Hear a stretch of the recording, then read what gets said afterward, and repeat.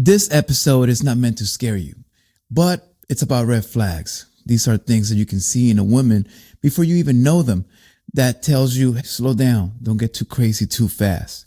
Here's a few of them. They're not in order of priority or anything like that. And maybe you even have some of your own that you've developed throughout the years. Heavy tattoos.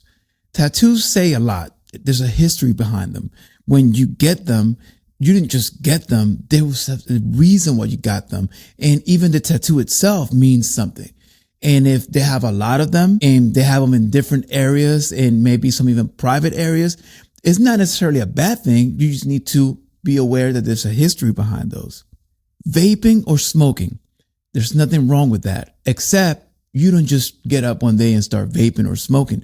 There's usually a history on how she got to that point. So you need to really look into that. And if it's a habit, then that means that habit was formed somewhere. There's a history there. Just follow the line. A bunch of piercings, especially tongue piercings or genital piercings, there's nothing wrong again. It's just you have to know that there's a history behind there. There's usually a little bit of trauma even in excessive piercing. So just be aware, slow down, and get to know the full story before you jump too crazy in. Slutty or chaotic friends. She did not get those friends by accident.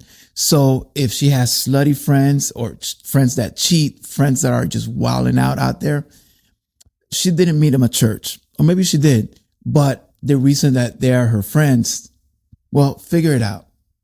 If she posts thirst traps or a bunch of motivational quotes on IG, she's overcompensating for something that she's lacking. It's not a bad thing. Just be aware. Now, those were some physical red flags. Now, let me give you some psychological ones. If she says all of her exes were crazy, it's probably her. And it also shows you that this is the type of person that does not take any kind of accountability for anything. If she mirrors you too perfectly, too fast, you got to slow down.